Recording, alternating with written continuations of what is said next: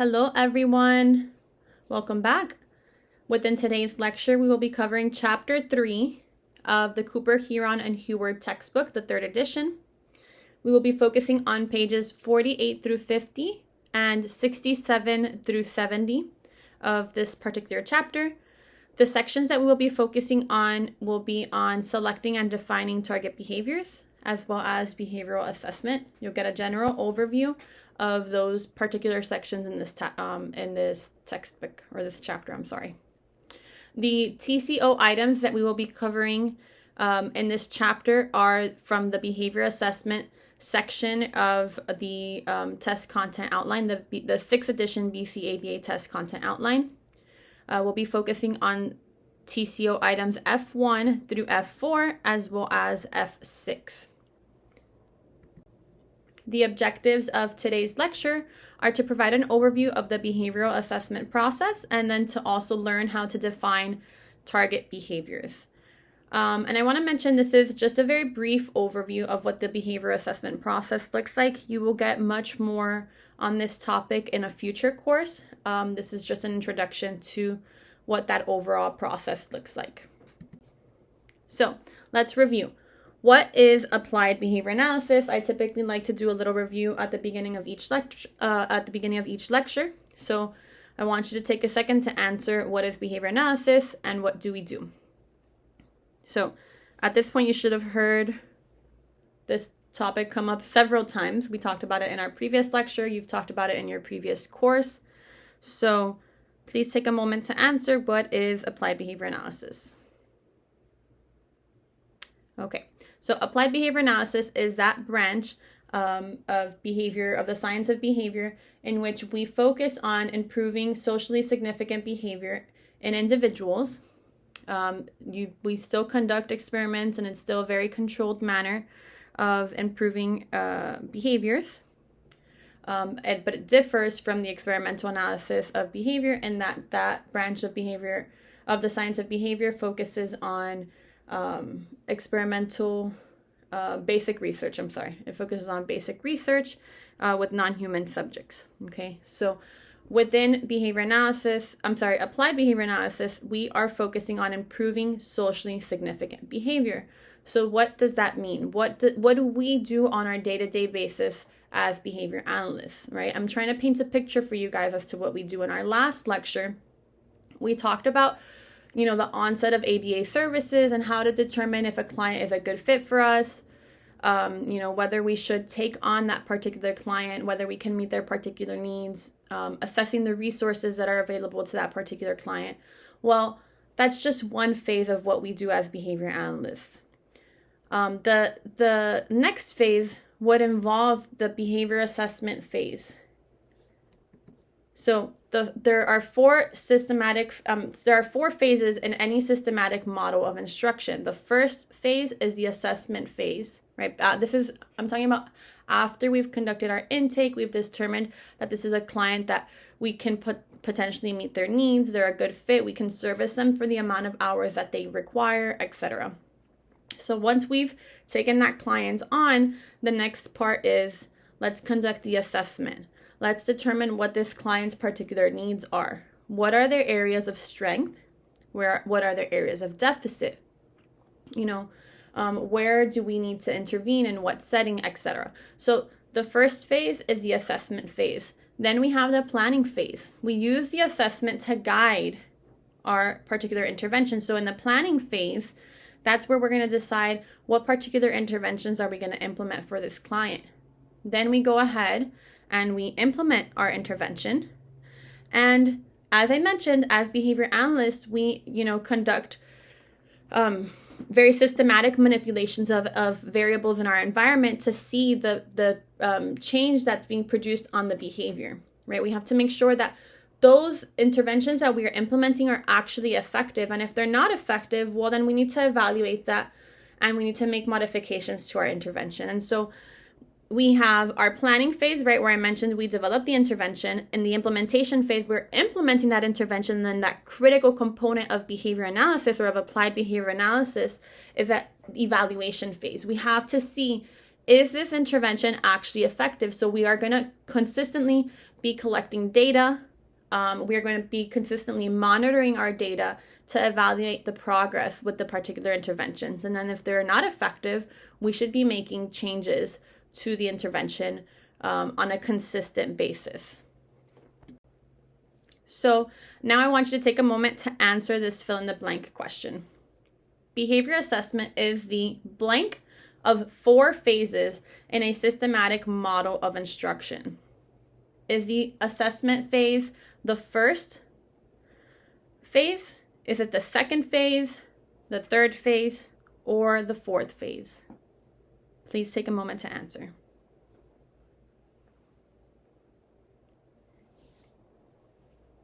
Okay, so if you selected the first phase, you are correct. As I just mentioned, behavior assessment comes first, then the planning phase, then the implementation phase, and finally the evaluation phase. Okay, so now what is behavioral assessment? And how do we use behavioral assessment to guide the process of developing interventions? Well, behavioral assessment, is that phase in which behavior analysts use a variety of different assessment methods in order to identify the particular challenges or the particular areas of need for a client. This is the phase in which we identify the adaptive behaviors that we want to work on, as well as the maladaptive behaviors that we would like to target. And on the next slide, I'll tell you a little bit more about adaptive behaviors and maladaptive behaviors. But basically, within the behavioral assessment phase, we are going to be conducting a series of assessments, whether it be, questionnaires to caregivers, or whether it be observing the behavior directly, possibly even manipulating certain variables in the environment to see the effect that it has on the behavior. Within this particular phase, we are just trying to pinpoint what are the areas in this client's environment or within their behavior that we need to modify. So are there particular behaviors that we need to target for increase? Or are there particular behaviors that we need to target for decrease? In what ways do we want to target that behavior? Within the behavioral assessment section, we'll focus on defining our different target behaviors. We'll focus on identifying potential interventions that could be effective for that particular behavior. And we'll think about potential environmental variables that we could even manipulate that would help improve this individual's quality of life or help them access new reinforcers in their environment. Within this phase of our intervention development or our systematic model of instruction, this is where we also work on identifying, potential functions of behavior. What are the different environmental variables that are influencing the behavior, or contributing to an increase or a decrease in a particular behavior. Okay, so as I mentioned, within the behavioral assessment phase, you will be able to identify particular adaptive behaviors that a individual engages in or maladaptive behaviors that an individual engages in. And, you can use these to guide your intervention, but I want to clarify what I mean by adaptive behaviors and maladaptive behaviors. I want to define these for you all so that you know what these terms mean. So adaptive behaviors are those particular behaviors that people engage in or maybe don't engage in. And these are behaviors that help individuals to effectively navigate their environment, that help them maybe to meet their needs through maybe engaging in communication or to function socially in their environment and more independently in their environment. So these behaviors are typically socially significant to that particular individual and they promote quality of life. So some examples of adaptive behaviors are communication. So for example, using your words, or daily living skills like being able to get dressed independently, prepare a meal independently. For a young child, it could be something as simple as eating independently or going to the bathroom.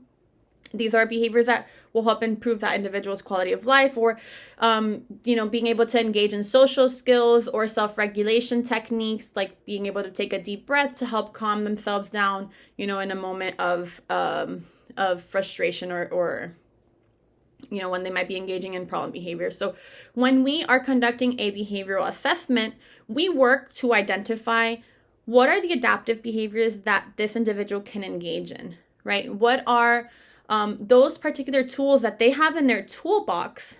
And by tools in their toolbox, obviously, I'm referring to what are those behaviors that we can use to our benefit to help them gain new skills, right? Okay, they can communicate with 2 words. What are those 2 words that they can say? How are they combining words? To what extent are they using language? Are they able to request things like a break? Are they able to request attention from their caregivers or from people in their environment? And so when we are looking at adaptive behaviors, we are looking for what tools do they have in their toolbox, meaning what behaviors do they have available to them that we can continue to build upon? And then also, what are those areas of deficit, right? What adaptive behaviors do they not engage in that I can teach them, or that we can teach them to help continue to improve their quality of life? And then the next type of behavior that a behavioral assessment can help us to identify are those maladaptive behaviors. And maladaptive behaviors are those behaviors that interfere with an individual's ability to function effectively or to meet their own needs. So these are behaviors that often serve as an attempt to meet a goal, but they do so in ways that are harmful, maybe socially inappropriate, or not efficient. These are maybe... An example could be like, and a person, instead of engaging in communication to, obtain those items that they want in their environment, maybe they engage in aggression.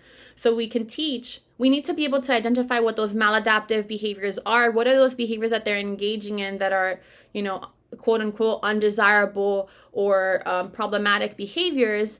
And then by identifying what the problem behavior is or what the concern is, then we can work on identifying, well, what are some adaptive behaviors that we can teach them? What are some replacement behaviors that we can teach them? So the behavioral assessment phase is important in that we are focusing on identification of different skill sets that the individual has.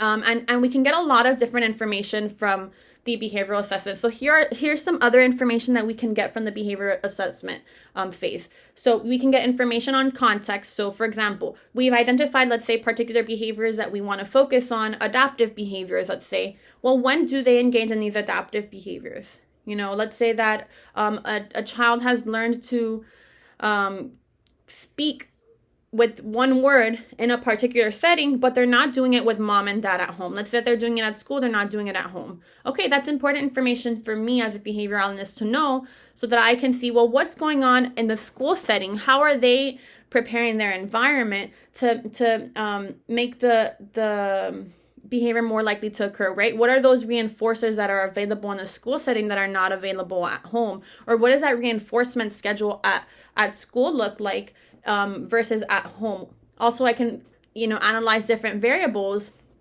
such as what is the quality of attention that they're receiving at school versus at home. Are the caregivers more busy when they're at home? Are there particular competing contingencies? Competing contingencies are, for example, like, is there something else that's going on at home that doesn't allow the parent to be able to dedicate that much time and attention to the child? And therefore they're not communicating as much with their parent because the parent is not as available or able to provide the same quality of attention that they're receiving at school. And therefore the client will maybe communicate more frequently or consistently at school versus at home. So I need to be able to analyze the different contexts or gain information from my environment. What's going on? Why is a child engaging in this behavior in one particular setting or with one particular individual and not with others? Within this behavioral assessment section, that's where I'm going to focus on getting as much information on the behavior as possible. If it's a problem behavior, I can ask the caregiver, information on what does a problem behavior look like. In what context do they engage in this behavior? Like what typically happens prior to the behavior, and how do you react when they engage in this behavior, right? This is the phase of me getting as much information on that behavior as possible so that I can try to create like a clear picture of what's going on. In the behavioral assessment section, some additional information that we get are identification of possible reinforcers for the behavior or punishers. Again, we're going to be analyzing the contingencies that are at play. So what are the consequences that individual is experiencing when they engage in a particular behavior with particular individuals? So oftentimes we'll see, let's say, a behavior that occurs more frequently, let's say with one caregiver, and then it doesn't occur as frequently with another caregiver. Well, what is going on, right? What are the consequences that are maintaining that behavior with one caregiver versus with another? And this applies for adaptive behaviors, or those desirable behaviors, and it also applies for maladaptive behaviors. So we have to be able to analyze, well, what's going on? What are the contingencies that are maintaining this particular behavior? And then how you have to think about potential interventions, like how would I be able to reduce this particular behavior? Or if we're looking to increase a behavior, well, then what can I, modify in the environment to make it more likely for this person to engage in this particular behavior more often? So I'll give a simple example. Let's say that I want a child to engage in communication more often, but at the home setting, there's no need for them to engage in communication because all of their reinforcers are easily accessible to them.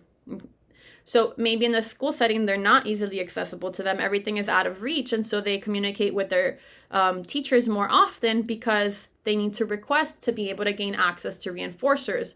Whereas in the home setting, everything is, within arm's reach. And so a simple modification that I can make in the environment would be to suggest to caregivers, try to put things out of reach so that the client is more inclined to request, a particular item from you. So that would be one way that we can motivate that individual to request some more in that particular environment. Obviously, I would have to conduct a deep analysis of what's going on. There are probably different reinforcement schedules or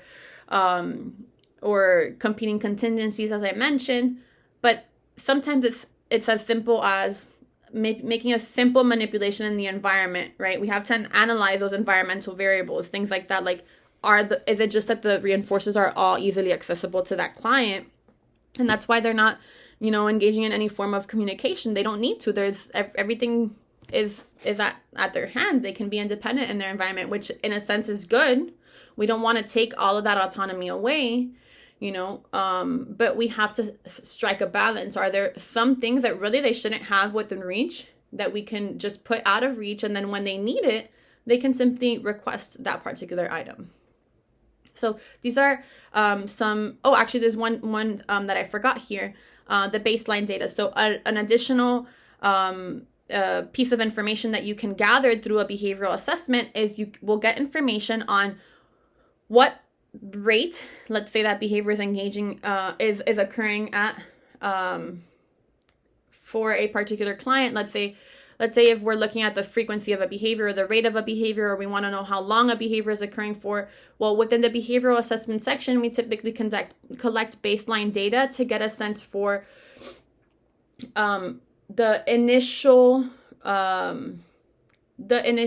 placement of that behavior, right? Like how often is that behavior occurring, or for how long is that behavior occurring before we begin intervention.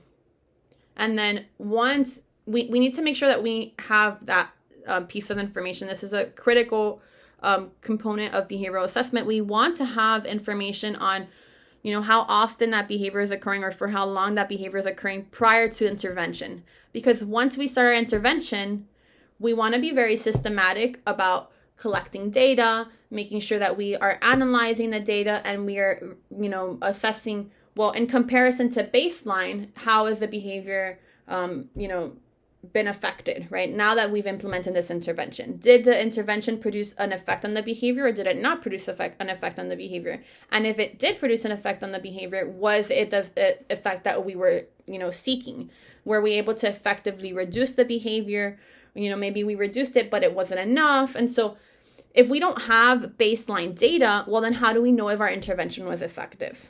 So within that behavioral assessment phase, we're going to collect data on the behavior without any intervention. We're just going to simply observe, and we're going to see in the natural environment, how often is this behavior occurring, or for how long is this behavior occurring prior to me intervening at all. So please take a quick moment now to answer this next ASR, which says, what can we learn about through the behavior assessment process? So answer option A says, the different variables that may be influencing the behavior. B says, interventions that may be effective. C says, how often the behavior occurs. D says, all of these. And E says, none of these. So in the last few slides, I've provided you with a general picture of what the behavior assessment process could look like and what kind of information we could gain from conducting a behavior assessment. Well, on this slide, you'll be able to see the different phases of behavioral assessment. So the first phase is just a screening phase to get a sense for, well, what kind of assessment do I want to conduct? You just want to get a general sense for the client's needs. Maybe you ask the caregiver what the main concerns are. And then from there, you can guide your process. You'll be able to determine what particular assessment you would like to implement, or what assessments, because usually it's like a combination of assessments. It's not just one. And then after that, you'll work on conducting your assessment, and within the assessment, you'll work on defining and quantifying problem behaviors, and then establishing outcome criteria. So where do you want that behavior to go? And then pinpointing the particular target behaviors, you'll focus on defining the behaviors, which is a critical component of the behavioral assessment phase. So that if you have a good quality definition of the behavior, then you can know exactly what everyone will be on the same page about what you have defined as that particular behavior, what topographies fall into that behavior, and they'll hopefully all be able to collect data on the same behavior, intervene on the same behavior, etc. And then there are two phases that really fall outside of that initial behavioral assessment phase, and it's the monitoring progress and following up. We're not focusing on these last two bullets in this particular presentation, but they are part of the behavioral assessment phase. So let's continue. Now, there are some pre-assessment considerations that you want to make before getting started with the behavioral assessment phase. And we did talk about some of these in our previous lecture, but there are some new ones included in this particular presentation and in this chapter. And so I wanted to make sure that I cover them with you. So before conducting an informal and a formal behavioral assessment, we want to address some fundamental questions. The first one says, who has the authority, permission, resources, and skills to complete an assessment and interview with the client? So when you are getting started with a behavioral assessment, you should get consent for that particular behavioral assessment, or at the very least, inform that caregiver of exactly what that behavioral assessment process is going to look like, or the client, because you can work with adult clients as well. So whatever you're going to do in that behavioral assessment phase, your client should be informed on exactly what will be conducted, how will it be conducted, what are the implications. So, for example, in some situations, we have to make the problem behavior occur, right? We have to evoke the behavior. So, well, what are the implications for that for the client when we do that? We have a responsibility to inform our clients and allow them to engage in an informed consent process, okay? Next is, what records, resources, or data currently exist that shed light on what has been done in the past to identify, treat, and evaluate that target behavior. This is something that we talked about pretty extensively in our first lecture, but we just want to make sure that we are assessing our resources that are available to us, because this will help us, guide our path for the behavioral assessment and also for the intervention. And we want to make sure that we also listen to the caregivers, they might have a lot of information that they want to share with us that could really help guide the intervention that we end up selecting for our clients, or just even the behavioral assessment process.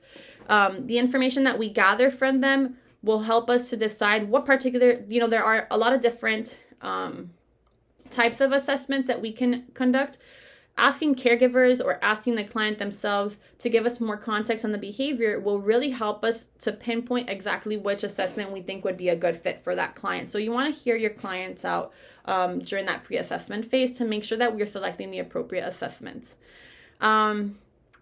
Next, we want to recognize all personal, social, and environmental factors that affect behavior. We also want to consider our cultural factors. They are not on this slide, but you do want to consider cultural factors that affect behavior, and you might want to ask that caregiver or the client, what's important to you? What is one way that you would prefer to target this behavior? I have, this option and I have this option. We also want to make sure that we don't embed any of our own personal biases into our interventions. You guys will learn a lot more about that in your ethics course, but these are just some general considerations that you want to make. And then finally, this is one that's not necessarily highlighted in your textbook, but I think it's incredibly important, and it's that we want to rule out all medical reasons for behavior first. So you want to make sure that if a caregiver or a client tells you about a particular behavior and you're like, anything in your brain tells you, what, this could potentially be there could be some medical reason behind this particular behavior. You want to ask them, have you, consulted with a doctor? Have you had this person evaluated for, for this particular behavior? Have they been assessed? Whatever it might be. And if they have, then can you provide any documentation? I would love to hear what this professional had to say on X, Y, and Z. And we want to make sure that we rule out medical reasons for behavior first, because the last thing you want to do is be intervening on a behavior that has a biological, reason for occurring. Because you can try to implement as many behavioral interventions as you want on a behavior that has a medical reason, and it's most likely not going to be effective. So one of the first things that you should be considering when you hear about a behavior is there a particular medical reason for this behavior? And if there is, you should not be intervening on that particular behavior. You can say to that caregiver or that client, I think you should consult with a doctor first. If the doctor clears you and there is nothing going on, then they can come back and you can, work on that particular behavior. I had a client that this is an example, that would engage in like screaming when they were using the bathroom. And it wasn't a typical behavior of his. It was a behavior that came up all of a sudden. And, caregivers express a lot of concern over it. And I did not feel comfortable at all intervening on the behavior, using behavioral principles or anything like that. It did not appear to be a maladaptive behavior. And I said very clearly to the caregivers, I think first you should consult with the doctor, because I think that there may be something biological going on. Maybe there's like a medical condition. I don't feel comfortable treating this as a problem behavior. Please get clearance from them first. And it did end up being, a particular medical concern for what was going on. And so that is just one of many examples for making sure that you're ruling out medical reasons for behavior first. If you have a child or a client, I keep saying child, but I shouldn't. Whenever you hear me say child in our lectures, please know that I'm not only referring to children. Behavior analysis can be applied with anybody, with elderly people, with young people, with adults, really with anyone. I primarily work with children, and so often I refer to children in my lectures, and I try to correct myself when I can. But this applies to anybody. If you are working with any client and you have a belief that that particular behavior that they are engaging in could potentially have a medical cause for behavior, make sure first before intervening on the behavior. So our next ASR is a true or false question, and it says, It is acceptable to continue conducting a behavioral assessment and intervention when there are concerns that a medical condition may be contributing to the behavior. Please go ahead and take a moment to answer this question. Okay, so on to our next ASR, which is, what should you obtain from caregivers or clients prior to conducting a behavioral assessment?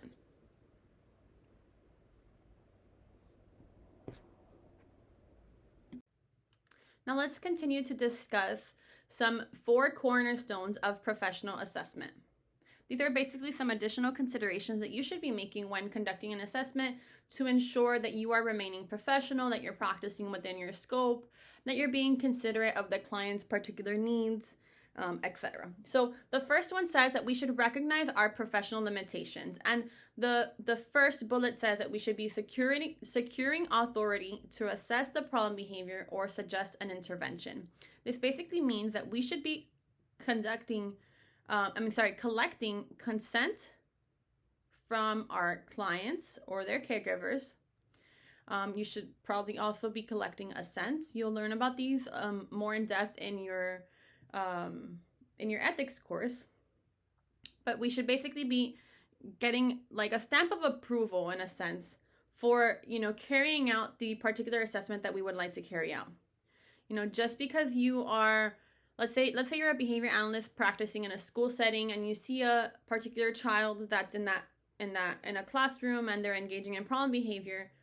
Just because there's a child in a school engaging in problem behavior and you are hired by the school does not mean that you have consent to assess that child. And so you need to make sure that you are securing proper consent from the caregivers in order to conduct an assessment on that particular individual. And to even be able to suggest an intervention. Another example of this is, let's say that you're a behavior analyst and you're in a grocery store and you see a particular child engaging in problem behavior. You're not gonna just approach the mother and say, I know just how to support you with this particular behavior. Here, let me help you. Here's what you're gonna do. And you're just gonna start carrying out a random intervention. You don't have consent to assess or treat that particular individual. And so you should not be intervening with anybody that you don't have consent from specifically. Okay, so the first step is making sure that we are securing basically consent. And assent, which you'll learn about, but assent is when the client themselves is basically like showing you that they are agreeing with the intervention and continuing with the intervention. So the next step is that the next consideration is that we should not be working beyond our professional training or license capabilities. So if you recall, there are 4 particular certification levels that I've mentioned in the past. There's the RBT certificate, which is when you're practicing as a therapist, it requires a high school level degree.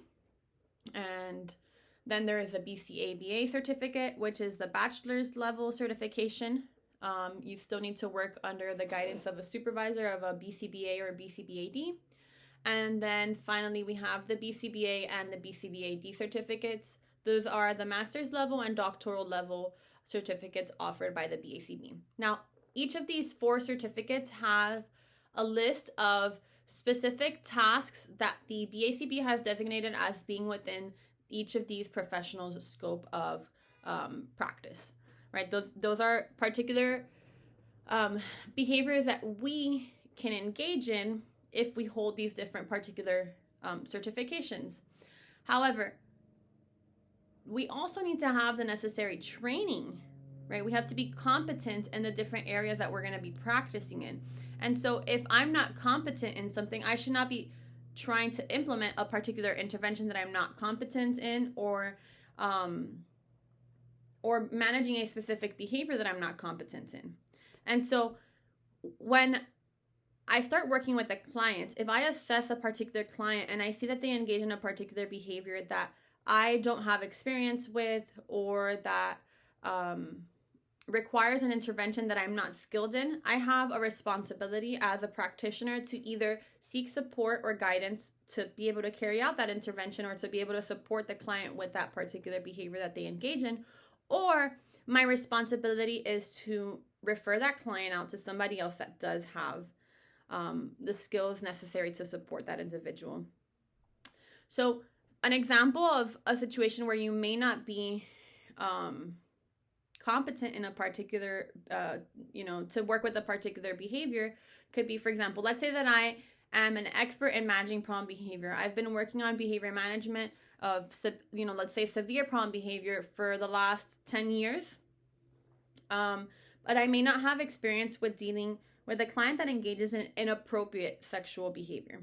So a client that engages in inappropriate sexual behavior, sure, that's considered a form of problem behavior, but it may not be the specific problem behavior that I've worked with in the past. And this particular behavior, inappropriate sexual behavior, requires very specific interventions and very specific training that I may not have.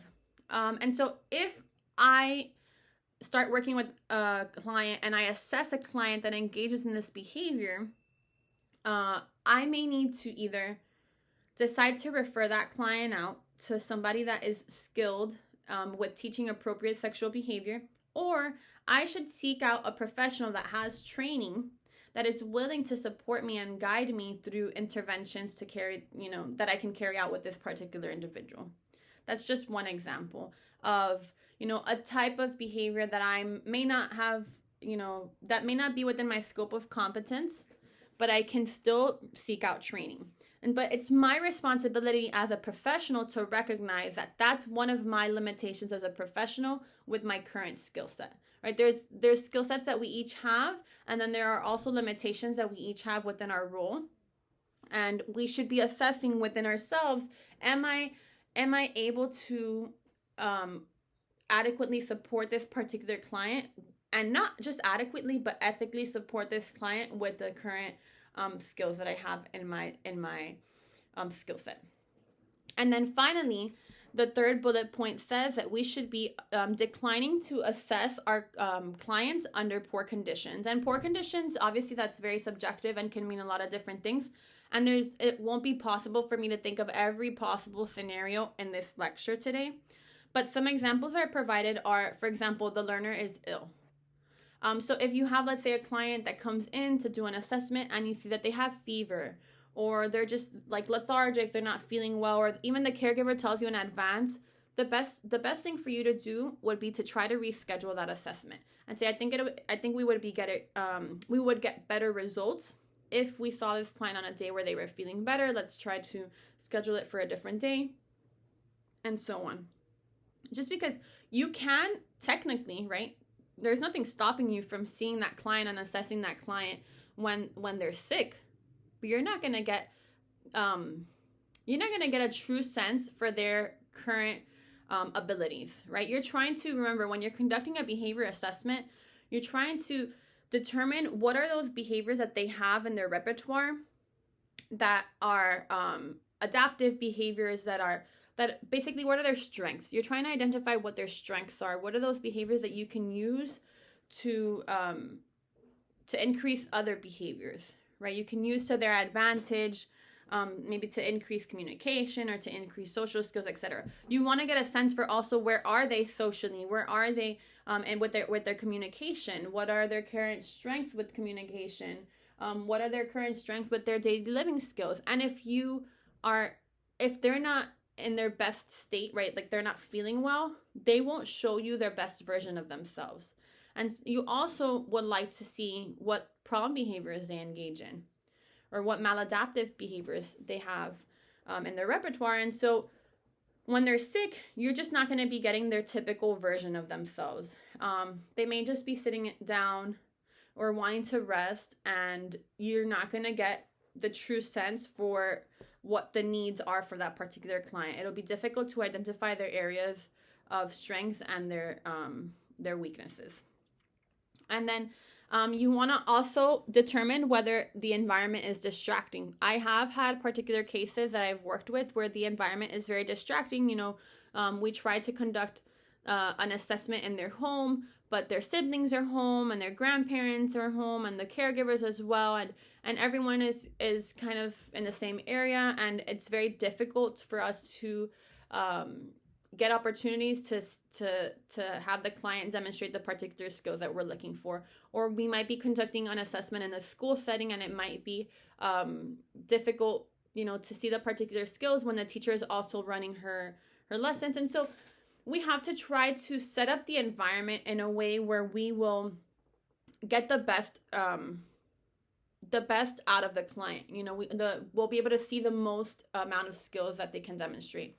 And so typically I like to conduct, this is obviously, I guess, on a very case-by-case basis. Sometimes you conduct an assessment in a classroom and it's perfect.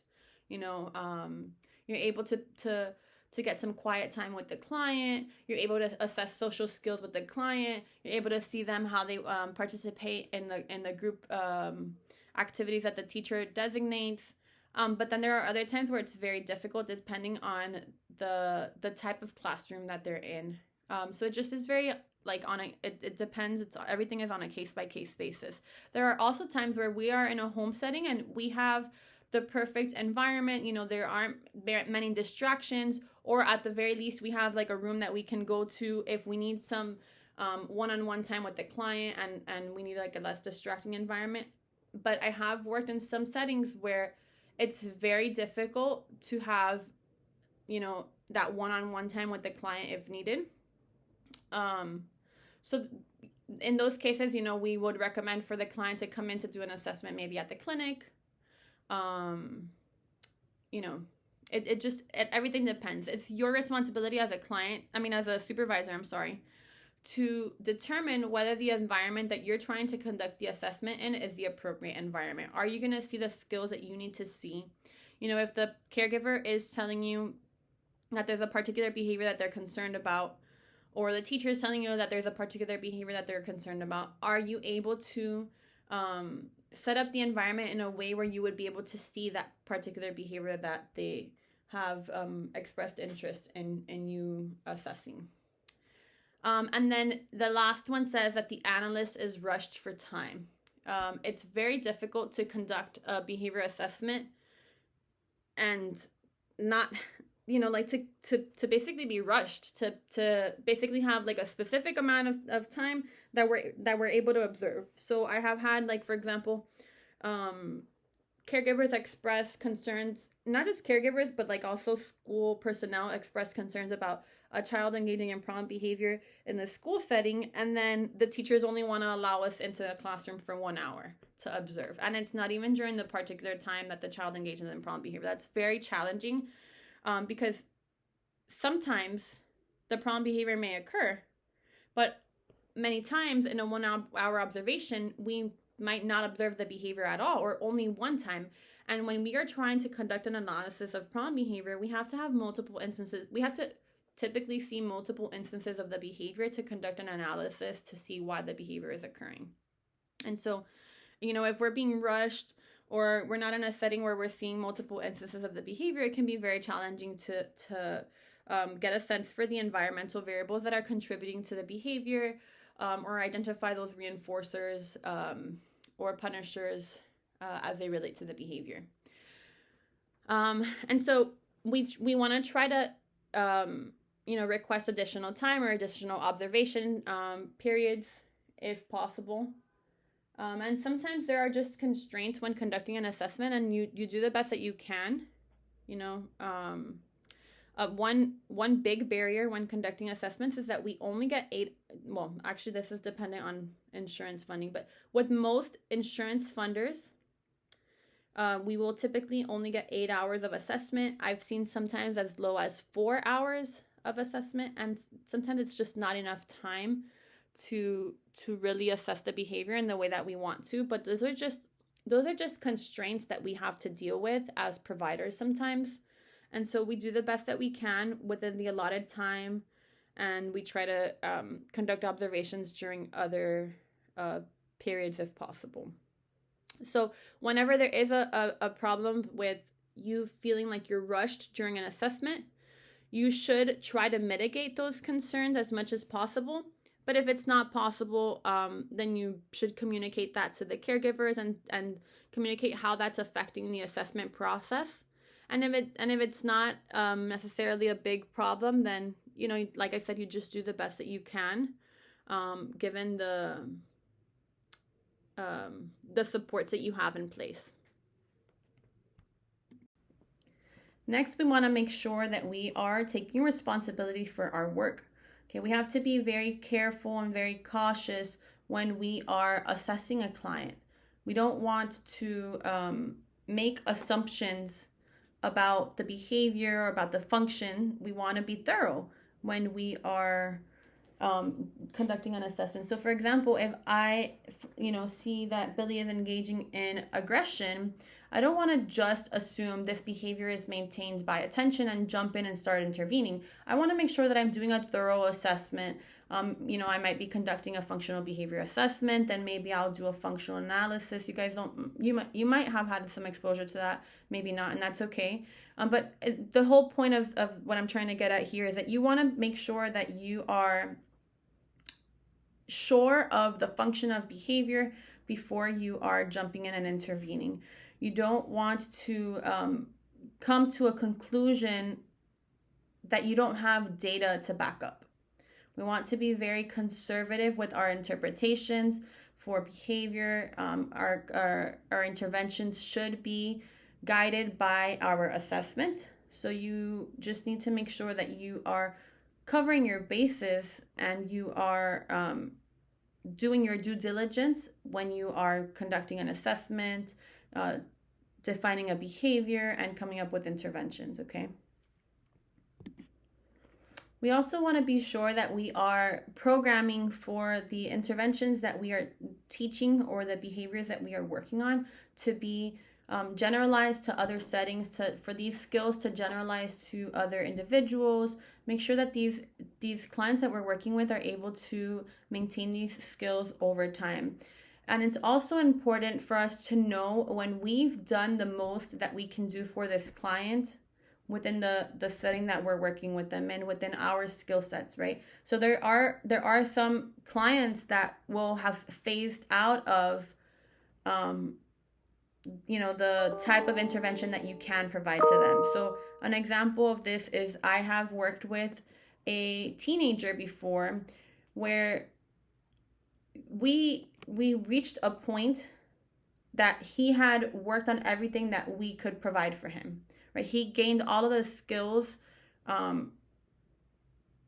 that me and the other BCBAs in the company were experts in. Now let's talk about the responsibility to maintain confidentiality. We have an ethical and a legal responsibility within behavior analysis to maintain confidentiality, especially during assessments. So if we do have an interest in sharing any particular information, whether it be data, results, or any identifying information about a client, we cannot disclose this information unless we receive specific authorization to share that information, okay? Otherwise, we have to make sure that we are safeguarding that information and we're not disclosing information to anyone that's not authorized to receive it. And just because somebody is a parent does not mean that they are a legal guardian for that client. So I have seen situations, for example, where we work with a client that obviously has a mother and a father, but only one of those individuals has legal guardianship over the client. And so even though the mother may be in the picture, she may not have we may not be able or authorized to share information with that particular parent. And so you have to make sure that you receive specific guidance from the parent, or from the legal guardian, I should say, on who can receive information on that client, who is authorized to receive information and who is not authorized to receive information.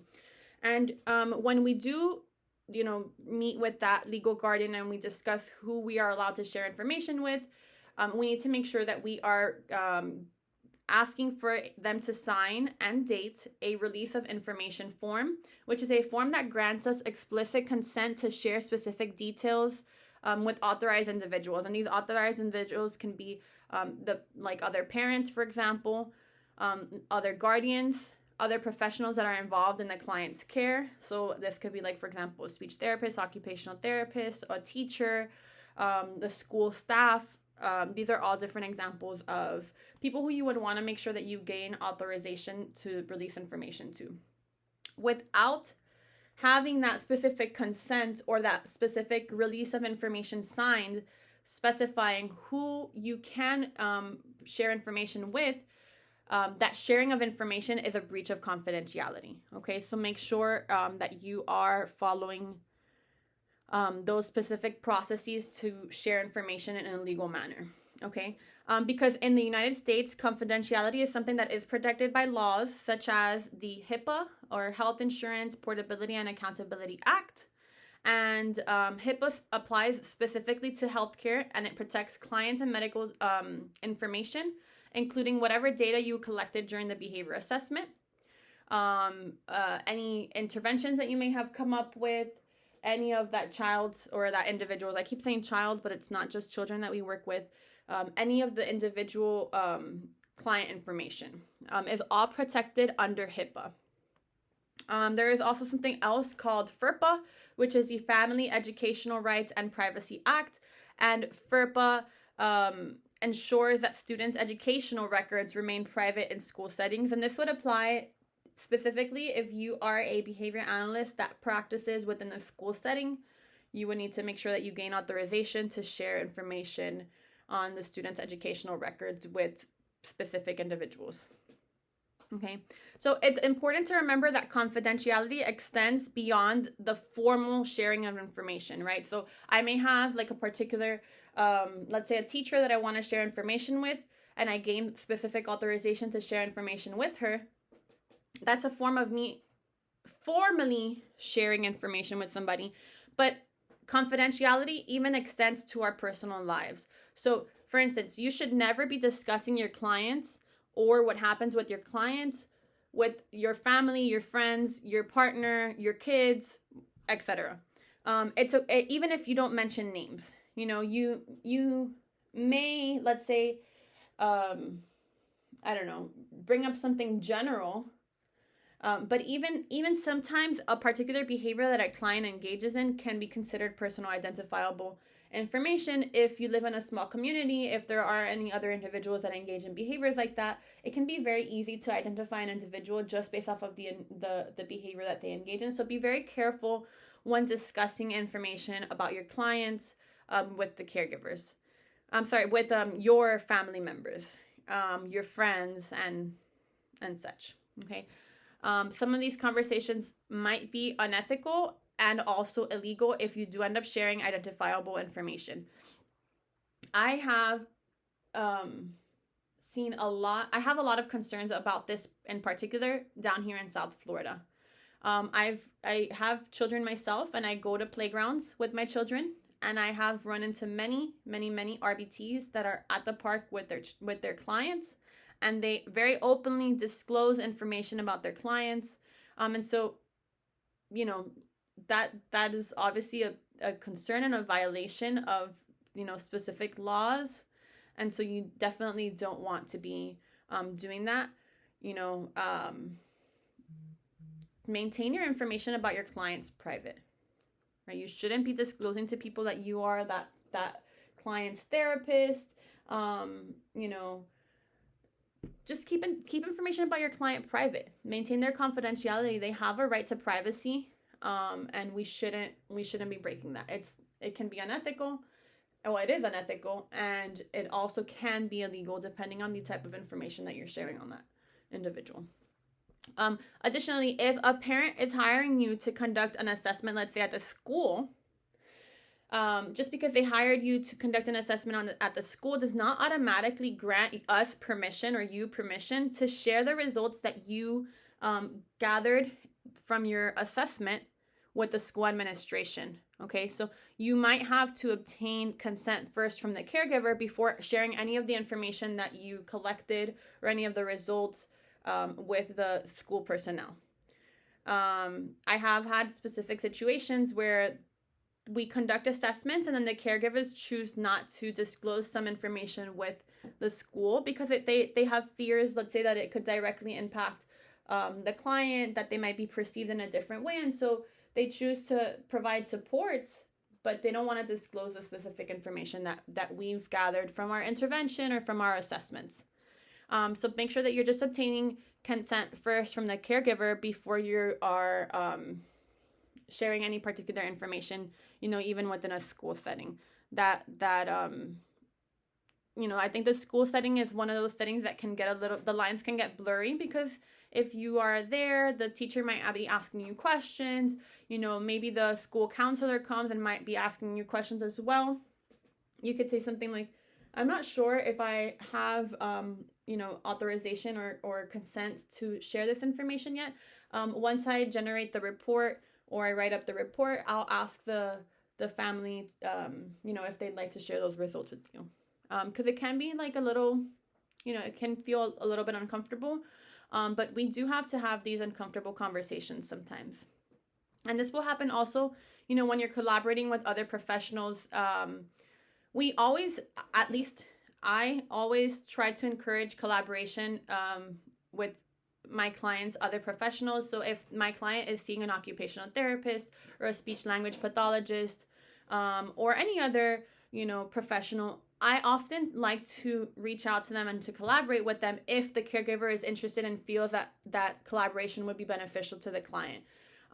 But before I ever formally meet those different professionals, I need to make sure that I have a release of information form signed from that caregiver. I have had some situations in the past where the parent tells me, oh, I would love for you to collaborate with the speech therapist. And so I say, great, let's connect with them. The parent will give them all of my information and the speech therapist will contact me. And then I realize, wait, I don't have a release of information form signed. And so I have to, kind of tell the parent, like, wait, hold your horses. I would love to collaborate with this person, but first I need this form signed before I meet with them. Just to protect, ourselves, to protect the client as well. To make sure that we are, documenting everything. If the caregiver would like for us to share information with them, we are going to be sharing personal identifiable information. We're going to be sharing assessment results. We're going to be discussing the behaviors that the client engages in. We are going to be sharing sensitive information about the client. And so I want to make sure that I have the legal documentation to protect myself, to protect the company, to protect the client in case anything were to come up in the future. And so, it might be uncomfortable, but you have to tell the caregiver first, let's make sure we have this release of information form signed, and then I'll make sure to follow up with the speech language pathologist. And similarly, you would tell the speech language pathologist the same thing. Like, oh, thank you for reaching out. I would love to collaborate with you. Let me just make sure I get this release of information form signed from the caregivers first, and then I'll schedule a meeting with you. Okay, and then the next bullet says that we should be seeking guidance in situations where confidentiality is in question.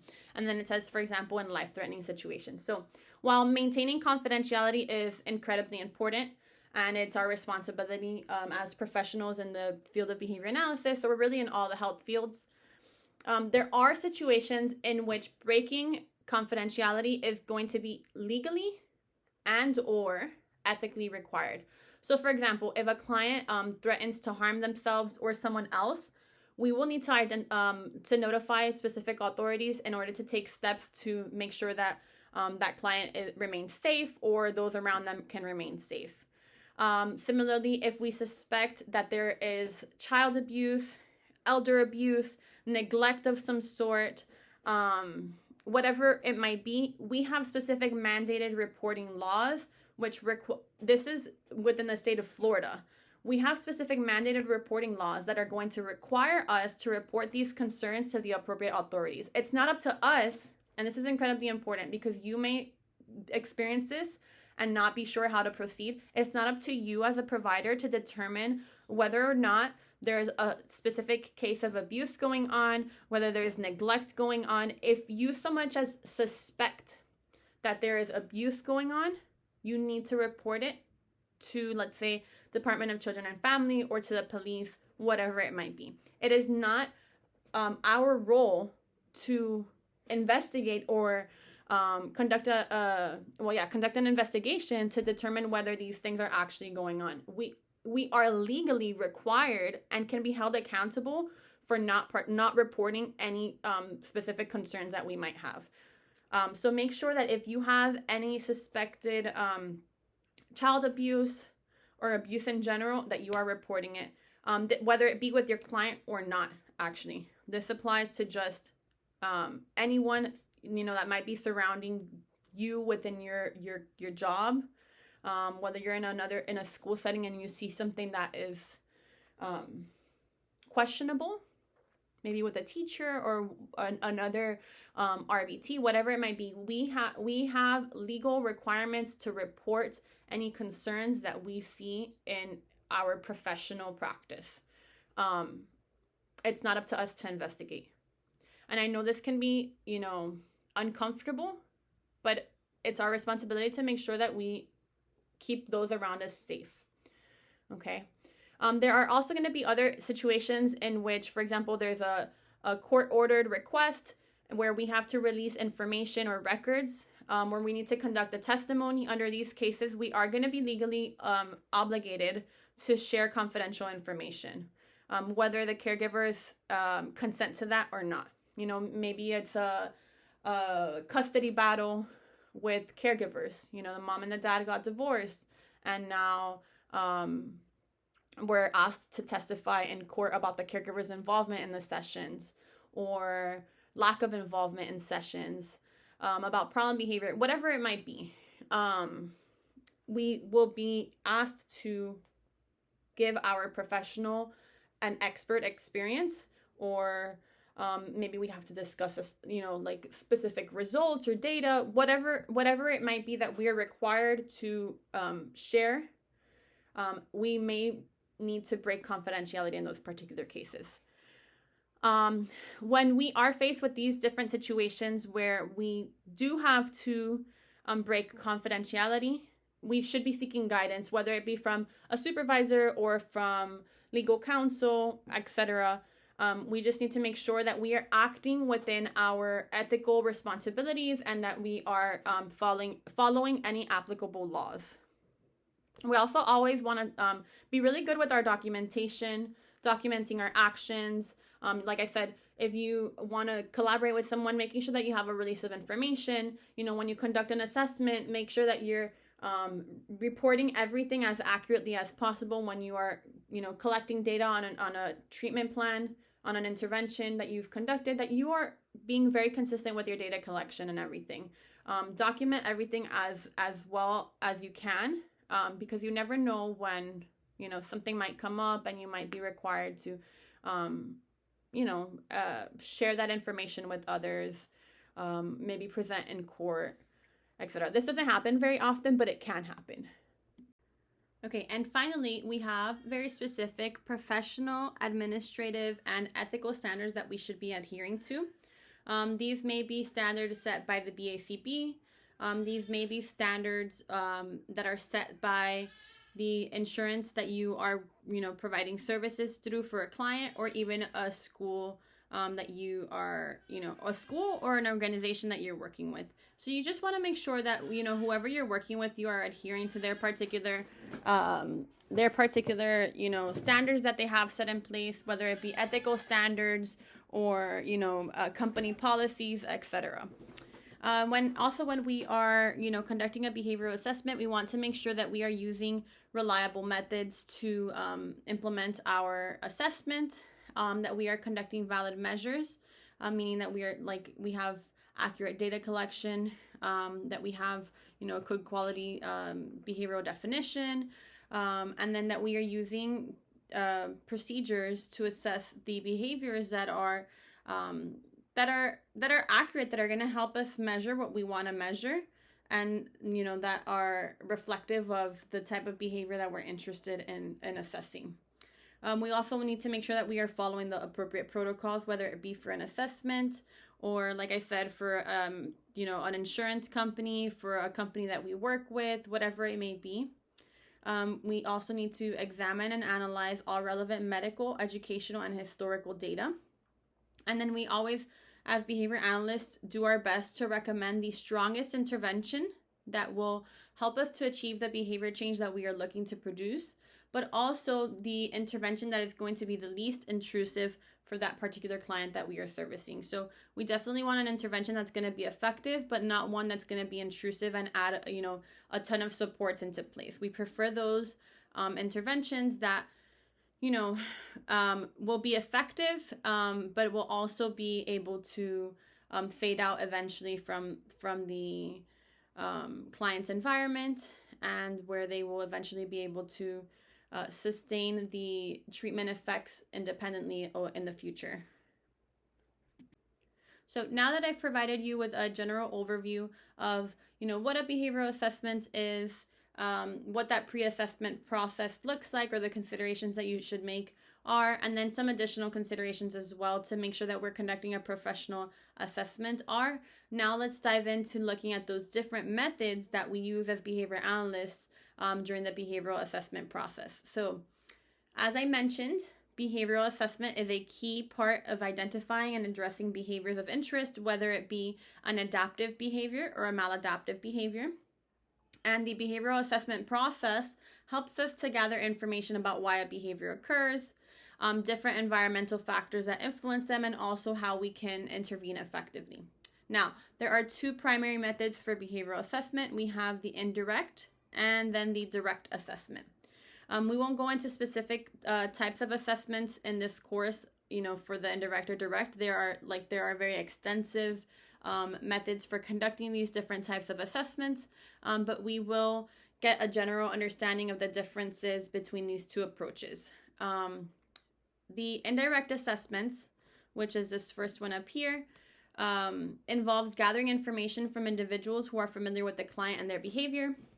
There are different methods that we might use. So for example, we can conduct interviews, questionnaires, rating scales, checklists.